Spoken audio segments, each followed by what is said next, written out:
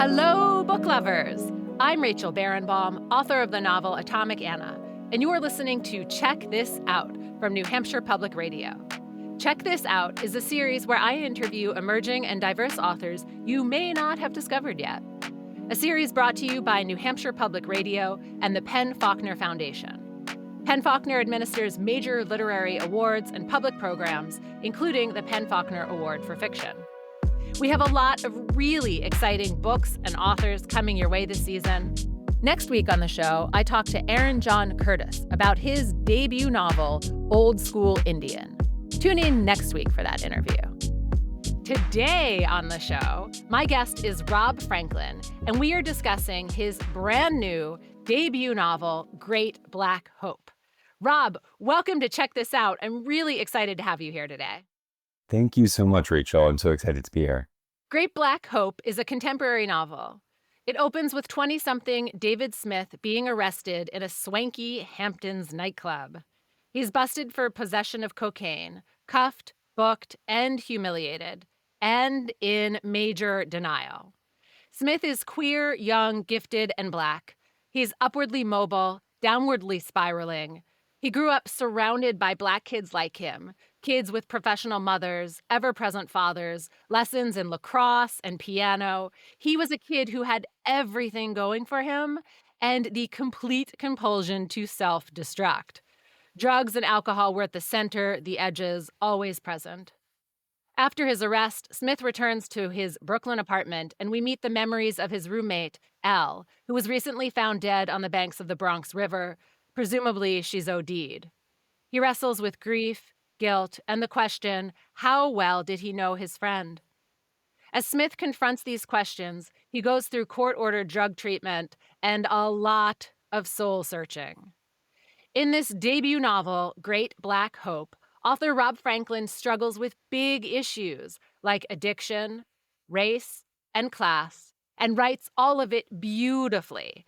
Every sentence is just gorgeous. After his court date, the judge tells Smith, "I hope you've learned your lesson." And Smith thinks, what lesson? Rob, I can't wait to ask you, what lesson? And hear all about this debut novel. Could you introduce us to Smith and this beautiful, beautiful book by reading for us? Yeah, absolutely. So I'll read just from the opening, from the prologue of the novel. In the grand scheme of history, it was nothing. A blip, a breath. The time it took Smith to pocket what might have looked like a matchbook or stick of gum to an unwitting child, but was, in fact, 0.7 grams of powdered Colombian cocaine, flown in from Medellin, cut with amphetamine in Miami, and offered to him in Southampton by a boy whom he knew from nights out in the city. 0.7 grams heavier, he loped back through the crush of rhythmless elbows and cloying perfume, which wafted up and dissolved in the damp and sultry night, the very last of summer. Looking around, he realized it was really just a restaurant. By the front door, at least 50 people huddled, breathing down each other's necks as they shouted names they hoped would capture the doorman's attention, while in the backyard were hundreds more. Dozens of tables now shook with the weight of dancing, bodies lit with the particular mania reserved for the end of East Coast summers, when one becomes aware of the changing season, the coming cold. But for now it was silk and linen, the expensive musk of strangers. Every face appeared familiar, some because he actually knew them, while others only bore a suntanned resemblance, the pleasing symmetry of the rich. These were the faces which seemed to populate the whole of his young life, colleagues in one-night stands from the clubs called Cool downtown. These faces had appeared at bars, brunches, birthdays, holiday soirees at which black tie was optional, and for New York and freshman seminars and frat parties, and before that on teen tours or tennis camps, where they had been acne spotted, their original forms intact, and here they'd all come, every one of them, to escape the inhospitable heat of Manhattan and enjoy a seaside breeze. I could listen to you read all day. Thank you. Rob Franklin, your debut novel, Great Black Hope, is just beautiful, as I've already said, probably too many times, but I can't stress it enough. And I understand you have called it a full-minded obsession. What does that mean? Yeah, I referred to it as kind of a full-minded obsession for the past maybe like 4 or 5 years. I started this novel in fall of 2020. I had just moved back to New York to do an MFA at NYU. And as we all know, in fall of 2020 was kind of like the height of the pandemic. And so moving back to New York, it was a different city in many ways. It was very quiet. And there was really nothing to distract me from basically sitting down and writing every day. And so this story and this world, which kind of matched my landscape, but was also different because it was a different kind of version of New York, really just kind of, yeah, consumed my mind. And I, within a year, had a draft. Wow, that is fast. And your main character, David Smith, in the book seems to have a lot in common with you, maybe? Can you talk about those parallels? How personal is he for you? Yeah, I mean, we have a great deal of biographical overlap, both from Atlanta, both went to Stanford. Our kind of family structure is pretty similar, although Smith does not have an older brother. I have both an older brother and an older sister. But despite that, I think I thought of Smith as a much more passive character than I think I am as a person, which was kind of a useful device. I think Smith is a kind of cipher to look at these different worlds that he's moving through. So the sort of like Southern Black bourgeoisie of his upbringing, and then the kind of like downtown party scene in New York. These worlds that I myself as a writer am also familiar with. Smith can kind of exist at the margins and in his observation kind of, yeah, provide almost like an anthropological look at these different worlds that he's kind of moving through. So he's close to you, but he's not you. Yeah, I would say that. I also feel like there's a good deal of me in this other character, O, who appears later in the novel. And I've started to almost think of them as kind of two different aspects of like my psyche. And in the novel itself, they're kind of presented as, there's a kind of twinning between them. And I think O is in some ways a kind of more like liberated version of Smith and feels kind of representative of one aspect of my psyche versus Smith feels so representative of a kind of like Black respectability politics and all of the sort of baggage that comes with that.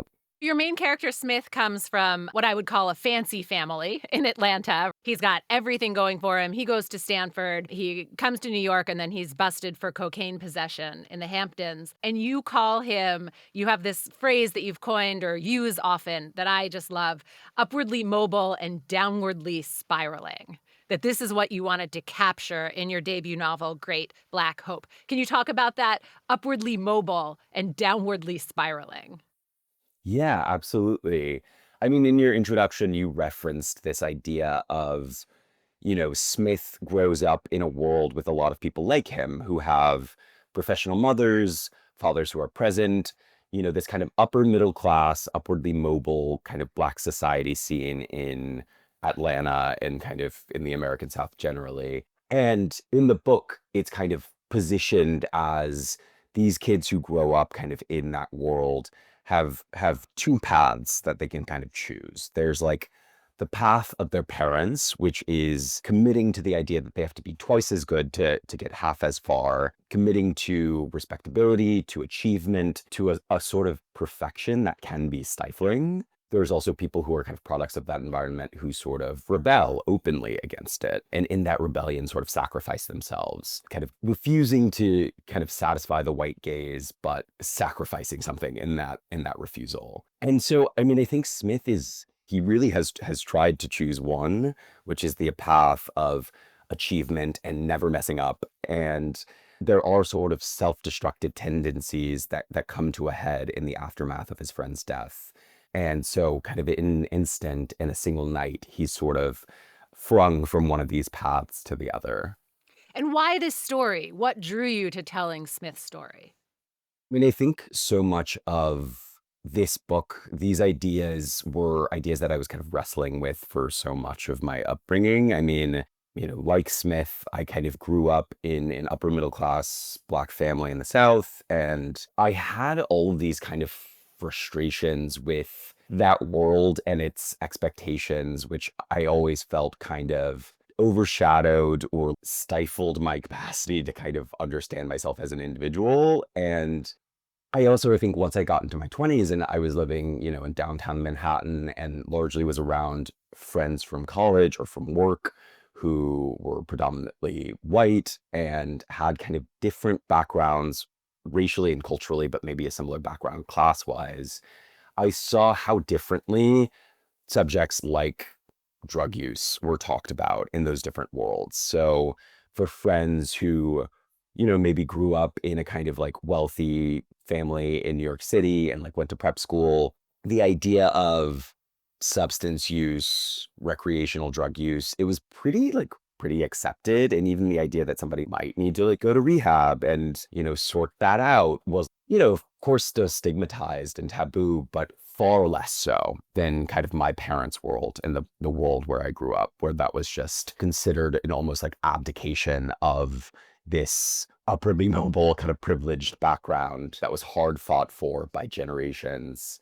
And so, I mean, I think that kind of tension between those two worlds that I was sort of existing between um, was really at the center of the idea. And once I kind of figured out that addiction was the way that I wanted to look at it, the kind of plot really came together. Rob, to introduce us to Smith and where he fits into this exciting, ritzy world in New York and the Hamptons, could you read for us? Absolutely. Fernando was a fixture of a scene to which Smith was often Carolyn's plus one, a group of kids who'd grown up mostly in New York or European capitals, and as a result spoke several languages apiece. Deeming finance, tech, and real estate pedestrian, they dedicated their not insignificant faculties to careers at luxury brands and Chelsea galleries, and with the rest of their considerable time, to the obsessive curation of their days. They seemed to live entirely by what looked best in retrospect. A picnic in the park was incomplete without a tuft of bundled peonies, a sketchbook casually strewn. Though he had nothing to offer in the way of weekend houses, Smith understood his cachet among their kind. Girls like Fernanda would always spend some portion of their time in his presence vying for approval. Being wealthy and white had, of late, become unfashionable, at least without the veneer of multiculturalism. One could not seem worldly if one's world constituted only the boarding school set, so they looked to Smith, as to the other brown queer interlopers who passed through their parties, as a guide to an exotic landscape. I love that passage because it really sets Smith up as a part of this group, but not a part at all. He's really off to the side. Can you talk a little bit about that? Yeah, I mean, I wanted to think about what separates this novel or makes it current in a way, what distinguishes it from a Bonfire of the Vanities or a Bright Lights Big City or a Gatsby, like these other novels that are looking at wealth and youth and indulgence in New York.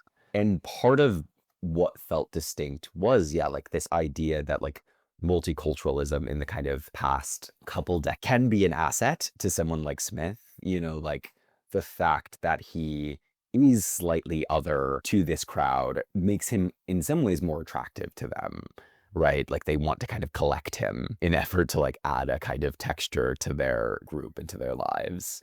But at the same time, it's like, he doesn't feel that he belongs within this crew entirely. I mean, on a kind of literal level, in this scene, he is somebody's plus one. So he always feels kind of like a visitor in that scene, which allows him, I think, to look at it with a more critical eye. But he's like a curated part of a friendship, but at the same time, he's sort of looking out at it. There's this duality of point of view there. Yeah, I mean, there's something obviously like very extractive about this kind of group or this scene's relationship to him. And yeah, he is the sketchbook casually strewn. He is the kind of curated piece of the table. And I think he's aware of that. He's aware of how he's like, everyone has to pay a price of admission, and he's aware that that's his. So he can't take everyone away to his house and his estate in Southampton, but he can be interesting and like that is kind of his price of admission. And yeah, I was really interested in how Smith is both wielding that kind of persona as well as how he simultaneously feels trapped by it. And what do you want your readers thinking about after they've read this book? Because for me, this was a new perspective on this world. You introduced me to a whole new world. And so, what do you want us thinking about as we walk away? I definitely think that there's a sort of political valence to the novel that I hope readers will kind of sit with and, looking at how we understand addiction, like the word addict differently when applied to different bodies. And, this is a subject that's very top of mind with the kind of latest iteration of the war on drugs with the opioid crisis and kind of like the changing face of the opioid epidemic and the kind of more widely the war on drugs. So there's that kind of political valence, but I also hope that people will just feel heartened and moved by the relationships at the center of this novel. The friendships that are kind of pressure tested, but ultimately endure despite these kind of cleavages or differences of identity in the sort of larger systems that are pressure testing those relationships. I really think of this as a novel about friendship and being in your 20s, figuring it out, very much a kind of coming of age novel. And I think in the survival of those friendships and those relationships, there is a sense of hope. If you're just joining us, I'm Rachel Barenbaum. My guest today is Rob Franklin, and you're listening to Check This Out from New Hampshire Public Radio. We're talking about Rob's brand new debut novel, Great Black Hope. Rob, in your debut, Great Black Hope, the main character is Smith. Can you introduce us to him? Tell us just briefly a little bit about him. So, David Smith, who is the protagonist, is a mid 20s queer Black graduate of Stanford. He's a kind of, as we've said before, upwardly mobile, young urban professional living in New York City, working at like an art tech startup.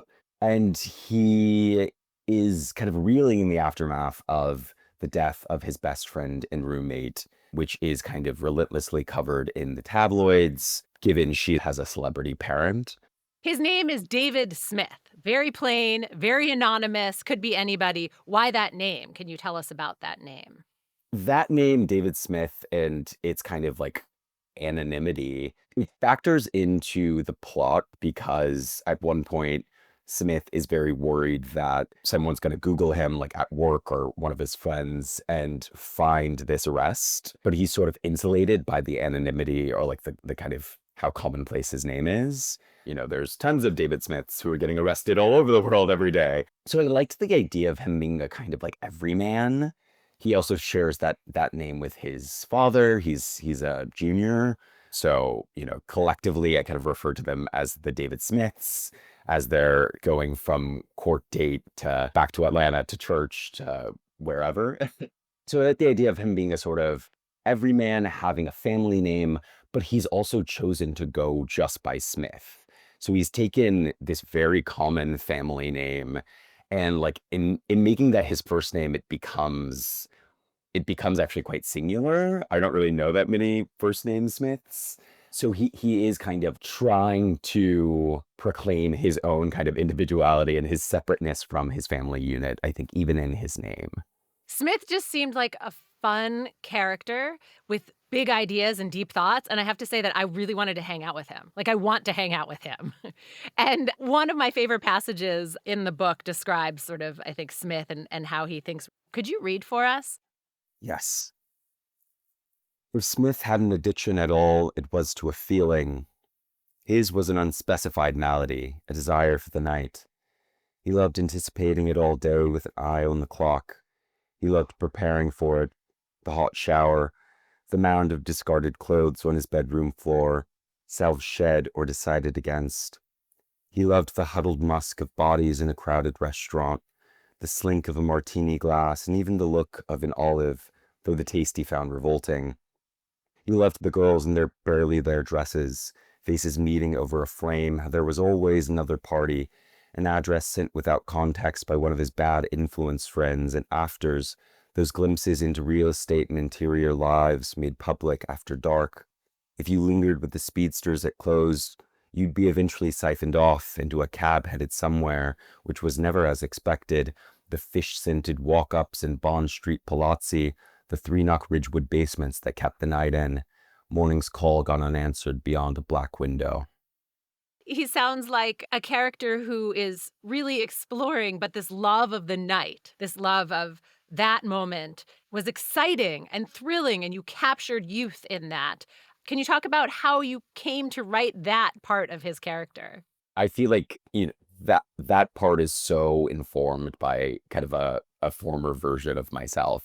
I can remember when I first moved to New York and I never cooked at home. I never, never had groceries. Like I was always out of the house. And the kind of sense of scale and possibility of New York City was so overwhelming that it was all I could do to just like try to consume it at all hours of the day. And I think the kind of dynamism of that, the breathless quality of that, I wanted to kind of work into like the actual structure of the sentences. As you mentioned before, very briefly, you touched on this idea that addiction and drug use is really at the center of this book. And one of the main big questions that you had me asking, that Smith is asking throughout, is what is an addict? What does it mean to be an addict? And he thinks about definitions from bell hooks. He comes up with his own.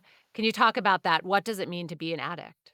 That question's definitely at the center of the novel because, after his arrest, the word addict is being applied to him by doctors and lawyers and judges.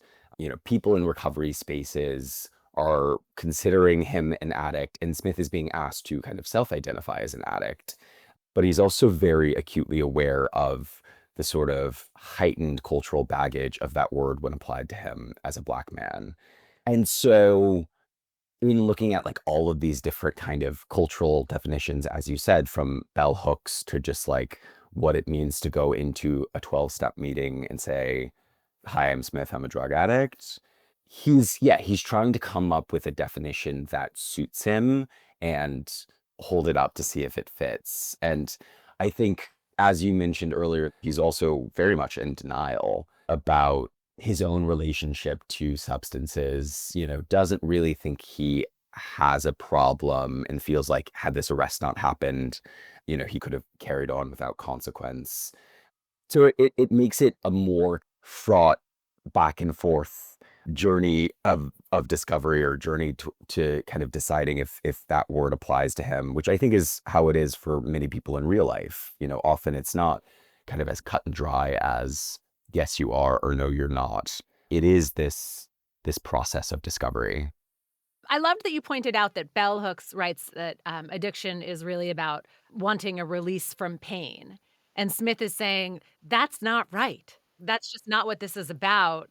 If I'm an addict, am I an addict? But it's not about pain. Again, this wrestling with, you're just not, you just don't get it. I do wonder how people will feel about that because obviously, Bell Hooks is a very progressive thinker, but I think that Hooks's writing on addiction already feels a little bit passé, where, Hooks is writing about it through an anti-capitalist lens, but makes these kind of proclamations that addicts want relief from pain. They're not thinking about love. There is a lot of reliance upon a kind of like antiquated idea of what the addict is that also feels actually like very racially coded. And Smith is kind of looking at this and being like, okay, this is not my experience of using drugs. Like using drugs has never been about release from pain. It's about extending a pleasurable feeling and like trying to control it. It's something that he thinks there's a certain tension with where it can,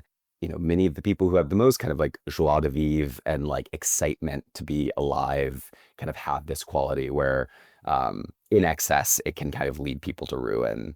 And yeah, that's kind of for him, the definition he sort of lands on is maybe an addict is someone who's never had enough, somebody who's kind of insatiable. I'm Rachel Barenbaum. You're listening to Check This Out from New Hampshire Public Radio. My guest today is Rob Franklin, and we are talking about his brand new debut novel, Great Black Hope. And right now, we are in the middle of talking about addiction. The main character in this book, Smith, is wrestling with what addiction is, what it means, and whether or not he's addicted at all. And one of the things that I love, Rob, in this book that you wrote is that you actually bring up the Just Say No, Nancy Reagan campaign, and the sort of evolution of drugs and how we think about drug addiction and addicts. And you write it really well. Would you read for us? Yes. Despite the cold, the park was alive. Tipsy post-grads passed between dives, speaking loudly over a chorus of buskers. Amid this bustle, it was easy to ignore the scattered, limp bodies splayed out on benches, pitched up against trees, sleeping bags and coats cocooned around them. In the lamplight, Smith scanned the faces of vagrant men, sullen, stoned, nearly all of them black. They seemed so far from him, not the kind of people generally thought capable or perhaps deserving of rehabilitation, even as the opioid crisis had brought about a swell of newfound empathy.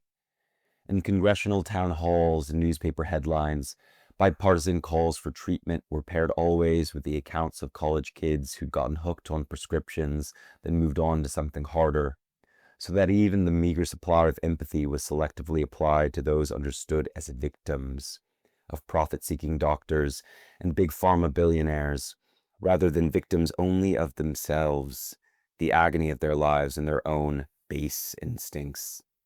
In this way, Smith thought, the war on drugs had not subsided, but undergone a branding shift, one with insidious echoes in policy. And what had these men in the park to gain from that redesign? The fresh face of addiction. I just think this is so sharp that you write about the branding shift of drug addiction and how we talk about or think about an addict today.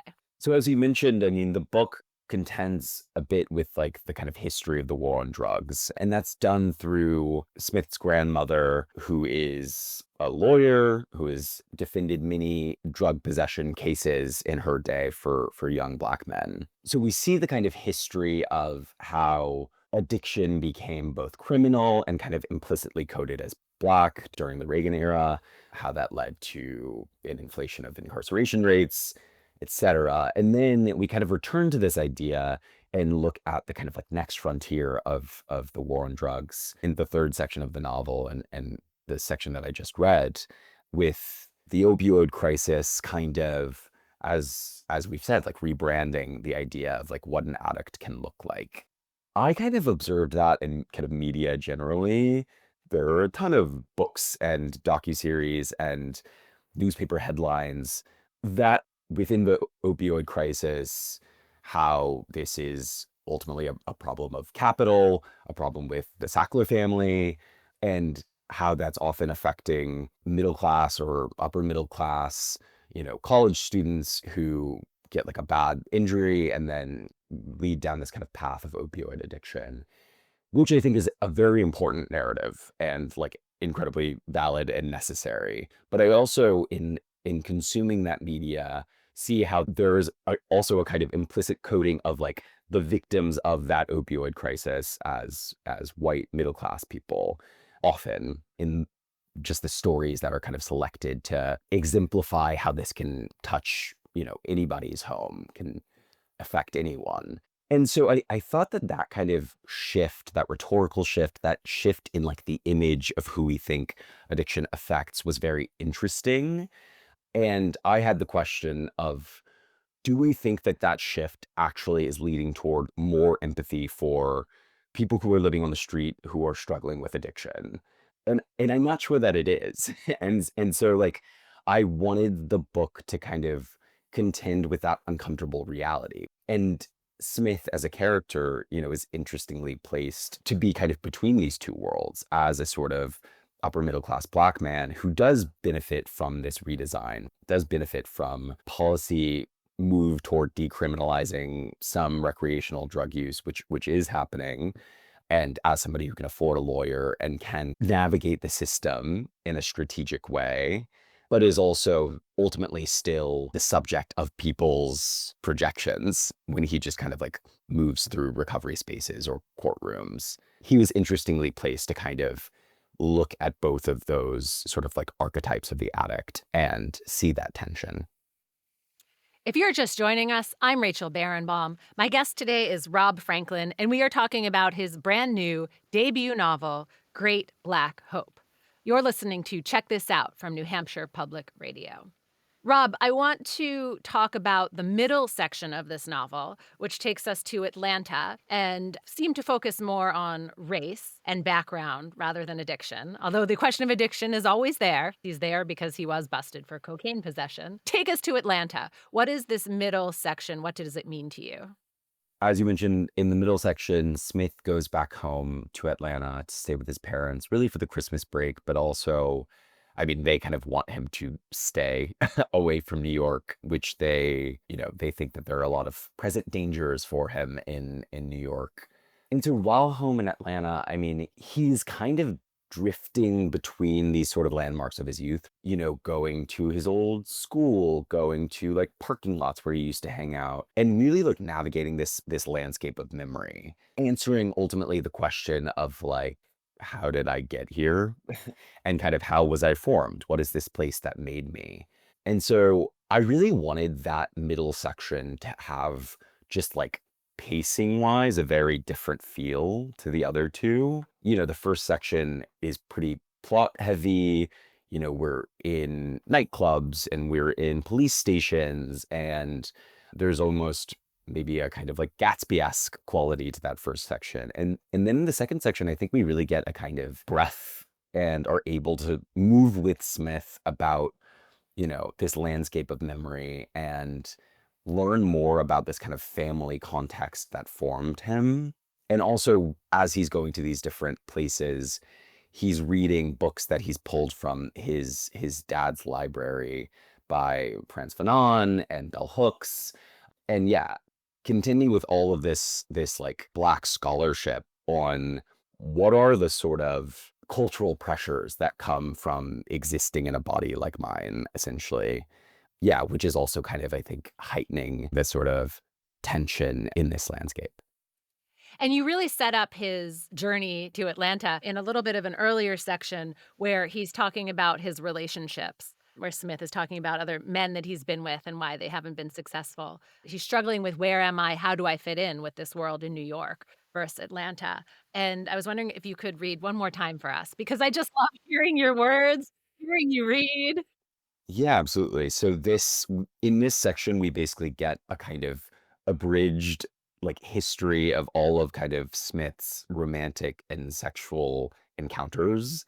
And we end with his basically most recent ex, who is called N. We're kind of looking at like the dissolution of his relationship with N. N had overheard Smith's mom on a family call, held rudely over speaker as the two sat to lunch, and after it ended, remarked offhand that he hadn't expected her to talk like that. Smith paid the check, and they ambled back to his apartment through the stale summer air. Smith thought too, but did not ask the obvious question, like what, because of course he knew that his mother's cadence, the density of her twang, was misaligned with In's grasp of his background. This wasn't the woman he'd conjured from the information offered, a Harvard-educated surgeon, the debutante daughter of a lawyer and businessman. Like what? Like what? Like what? It's how you end that chapter, and then you take us down to Atlanta, and I felt like that set it up for like what? Yeah. Can you talk about that? Yeah, I mean, I think that's definitely a moment where he's seeing that, regardless of his kind of class background and how people, project a kind of backstory onto him based on just like how he exists in New York, what people like expect of his background. His race is always this kind of barrier toward true intimacy with the people in his life in New York.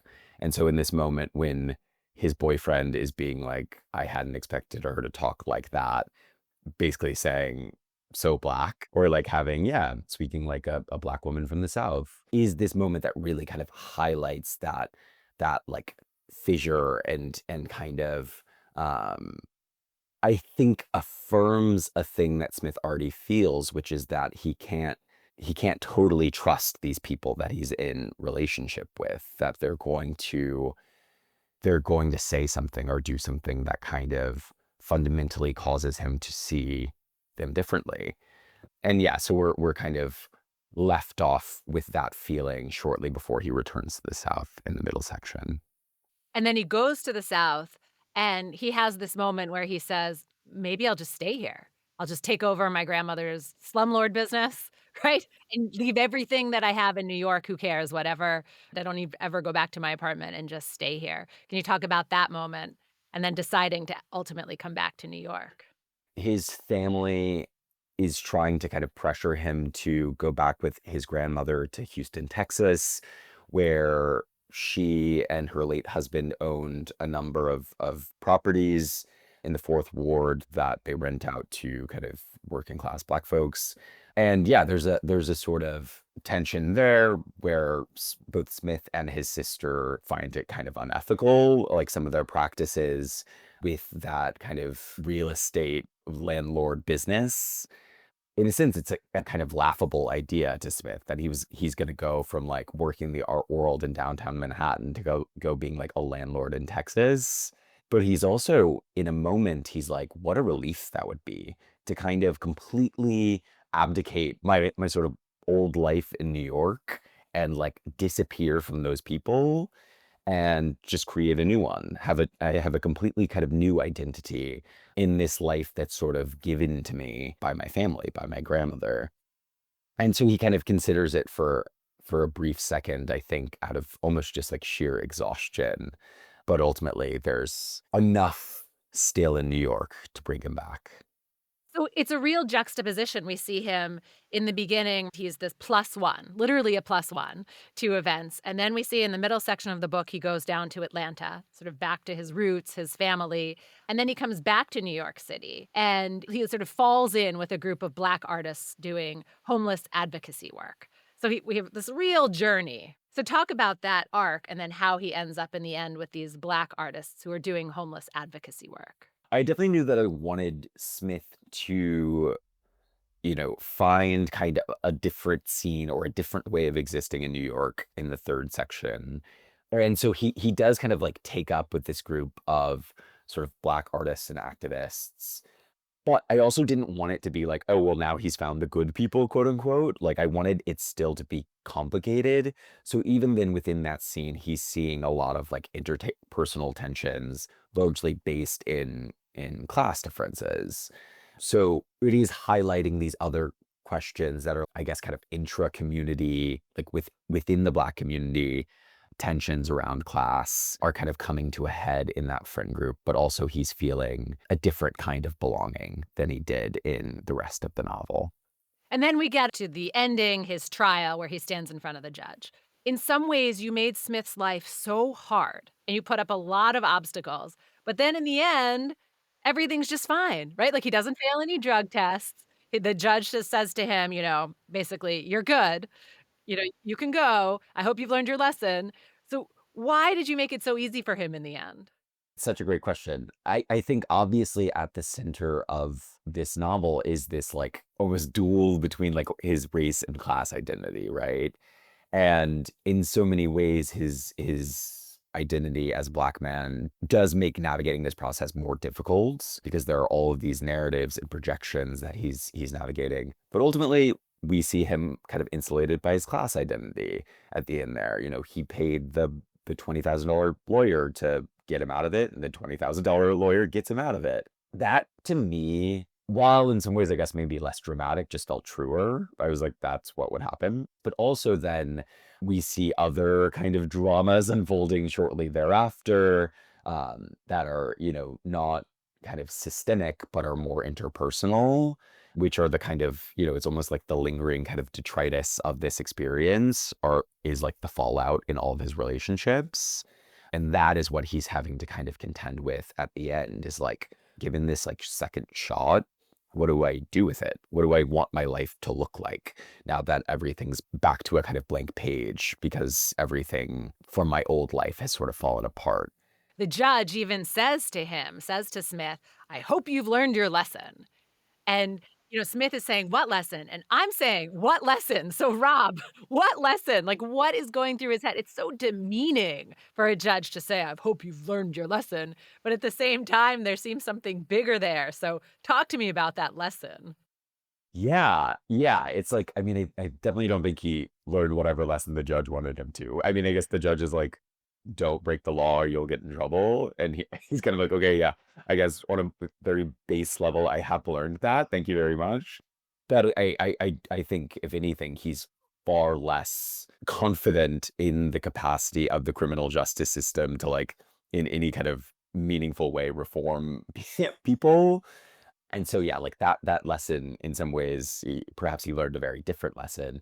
But I think that the overall lesson that he kind of is pulling away from this experience, which is not the one that the judge likely intended, is just that all of his kind of illusions about being insulated from certain experiences that befall of other people that he grew up with, other Black folks he sees on the news or whatever, he's not immune to that. And this experience gives him a kind of more meaningful relationship to community, and I think to his a kind of like deeper understanding of his identity. I'm Rachel Barenbaum. You're listening to Check This Out from New Hampshire Public Radio. My guest today is Rob Franklin, and we are talking about his brand new debut novel, Great Black Hope. Rob, let's talk about the title, Great Black Hope. What does that mean? The title I actually pulled from, there's this great profile of Colin Powell that was published in Vanity Fair in the 90s. And it was at a time in Colin Powell's career when he was leaving the military, going into politics, but people didn't even really know what his politics were. They didn't know if he was going to run as a Republican or as a Democrat. And in the profile of the writer is kind of holding up his background as a sort of cipher to better understand like where his kind of allegiances lay, looking at his class background, looking at who he made political allies with in his career in the military. And I think it's this really interesting portrait of Colin Powell as a man who's sort of, in quotations, playing like the respectable Negro, like very, very strategically and very well. And so I kind of liked this idea of using that phrase, which, has also been applied to everyone from Barack Obama to Condoleezza Rice, to describe this kind of upwardly mobile, downwardly spiraling protagonist, Smith. But it was only really once I put that title on my Google Doc, it really became the title of the book in my mind. It was only once other people started reading it that I saw that there is a kind of double meaning to the title of the book, Great Black Hope, in the sense that, we do end the book on a kind of more hopeful note. So I had intended it as kind of tongue in cheek and, it's definitely said with a kind of wink and a bit of irony, but there's also a kind of more earnest reading of that title. And I love the duality of that. I do too, because at first I also thought it was purely ironic. But then when I got to the end, I was like, oh, now I'm with him. Great Black Hope by Rob Franklin. Rob, I understand that you came to fiction through poetry. You were actually a poet, first and foremost, and that comes through in your sentences, which are beautiful. Just this whole book. Talk to me about that evolution from poet to fiction writer.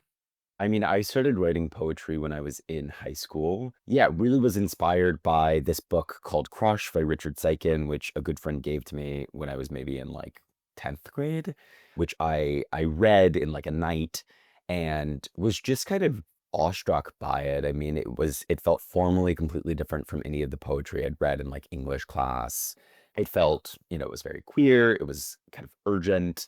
Um, and I was like, I want to be able to do that. And so I started writing poetry that felt very almost like too informed by Richard Seikin. It was kind of copycat poetry.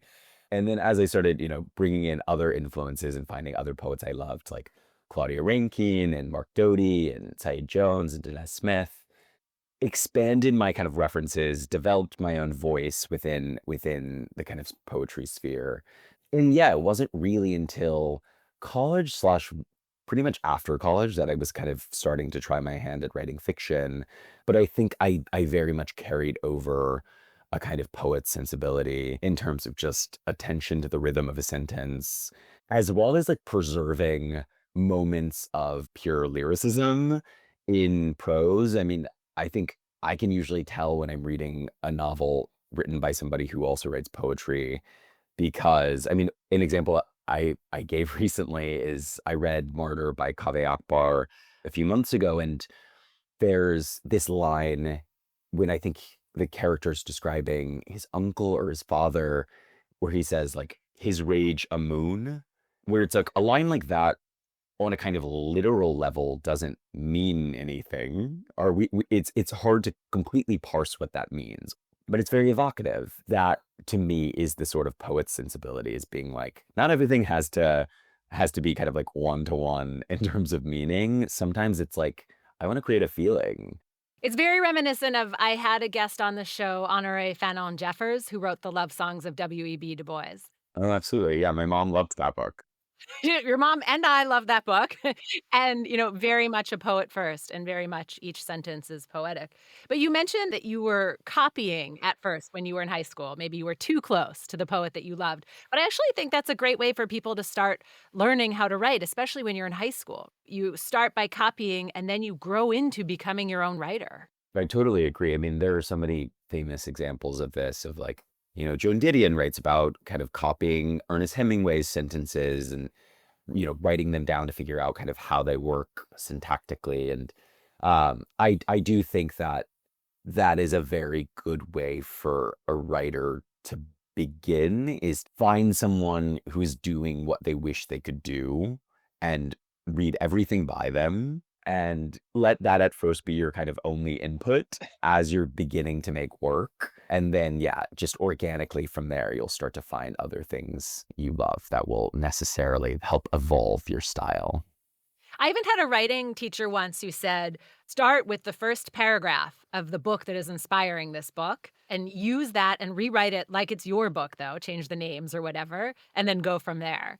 And I sometimes feel like that's a great practice because eventually you're just going to delete that whole first paragraph, which you've copied. 'Cause you can't publish that, but your story will go from there. I just think it's a great tool that I love hearing writers talk about.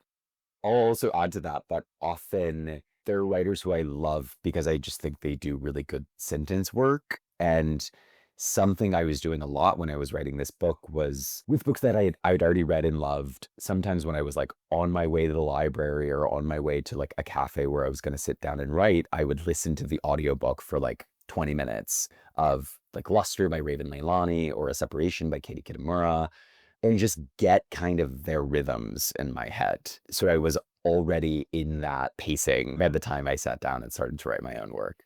On that note, what advice do you have for new writers? One good piece of advice, at least, if you're gonna try to write a novel, I think so much like not judging yourself with the first draft, knowing that like sometimes it's gonna be, some parts of it will be bad. This book was not good for a very long time, it took a lot of edits. And I mean, I do think that the kind of like age-old wisdom of pretending nobody's gonna read it and knowing that is a possibility, like no one has to if you don't want them to, is really freeing, because I think like what paralyzes so many writers who want to attempt a novel is just like the self-judgment, the kind of internal censor and editor. Yeah, that, and then honestly, like consistency, getting up and just like forcing yourself to do it for whether it's an hour or 2 hours, 5 days a week or 7 days a week, or whatever you can commit to. I think that consistency is key, because only through that can you kind of get into the place where it's like you really are existing in the world of the novel at all times, and you can really kind of sort through the ideas at the center of it. That's really good advice. Rob Franklin, thank you so much for joining me today on Check This Out. Thank you so much, Rachel. It's been such a pleasure speaking to you about your brand new debut novel, Great Black Hope. I'm Rachel Barenbaum, author of the novel Atomic Anna. You've been listening to Check This Out, where we dive deeply into the works of emerging and diverse authors you may not have discovered yet. This conversation is a partnership between New Hampshire Public Radio and the Penn-Faulkner Foundation. The Penn-Faulkner Foundation administers major literary awards and public programs, including the Penn-Faulkner Award for Fiction. Next week on the show, I talk to Aaron John Curtis about his debut novel, Old School Indian. Make sure to check this out. Our producer today is NHPR's Jessica Hunt. Penn Faulkner's executive director is Gwydion Sullivan. NHPR's program director is Emily Quirk. The show is sponsored by CNS Wholesale Grocers family of companies, the podcast Totally Booked with Zibby, the Jack and Dorothy Byrne Foundation, and the Howe Library Corporation. Remember to go to your local library or local bookstore and check out all the books that you hear about here and love. Thanks for listening. See you next time.